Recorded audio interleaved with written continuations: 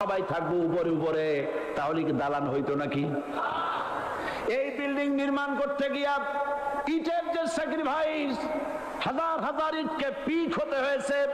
পুড়ে যেতে হয়েছে, খোয়া হতে হয়েছে, ভেঙে টুকরা টুকরা হয়ে 50 ফিট মাটির নিচে যেতে হয়েছে, তারপরে ইমারত গঠন হয়েছে, সুন্দর দালান তৈরি হয়েছে। যারা ইসলামী শাসন চান, আল্লাহর দ্বীনকে বিজয়ী দেখতে চান, তাদেরকে অসংখ্য মানুষকে পোড়াইটের মতো জেলখানায় পুড়ে পুড়ে মরতে হবে, অসংখ্য মানুষকে ফাঁসির কাস্টে ঝুলতে হবে, গায়ের রক্ত দিতে হবে, শহীদ হতে হবে, তারপরে ইসলামের ইমারতটা কায়েম হয়ে যাবে। শায়ের কবি কি সুন্দর করে বলছেন, কবি সুন্দর করে বলছেন, ये शहादत गाहे उल्फत में कदम रखना,